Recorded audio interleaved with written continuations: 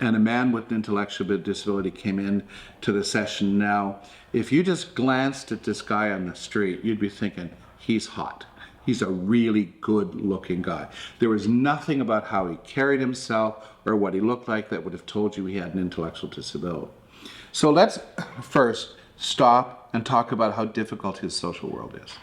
He's a really good looking guy, okay? So you know what happens to him.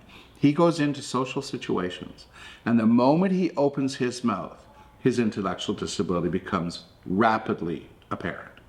So you know that he's used to, every time he opens his mouth, expectations crash around his feet. You know that. And you know that every time he opens his mouth, therefore, is an act of courage. You know, because that's what happens. I think to a certain degree, the world is a little socially easier for people with obvious disabilities. All right?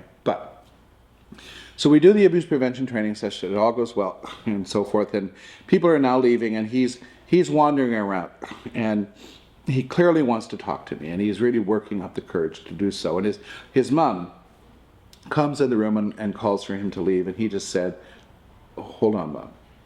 And she was very good. I think she knew something was happening, so she said, take all the time you need, and left. So when everyone was gone, he's walking around me, and he said, you're in a wheelchair. And I said, yeah. And he said, how come? I said, well, I can't walk. And he said, why not?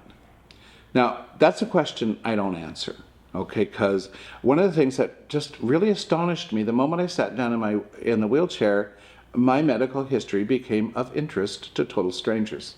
People ask me, and then they'll say, oh, well, I'm a nurse, or, oh, I'm a this, or I'm a physiotherapist, or whatever. It's like, well, I'm a private person, and so I don't answer that question. But I really felt that something was going on here. So I said, all right, well, it's hard to explain, so let me explain it to you the way I explain it to myself.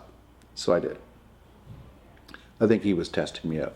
So he sits down, and he couldn't even look at me. He couldn't even look at me. He looked away. Tapped himself on his forehead, and he said, I have a little bit of it here. And I knew what he was doing. He was coming out. And I don't know that he'd ever said it before, and as far as I'm concerned, if you're coming out, you're coming out. So I said, a little bit of what?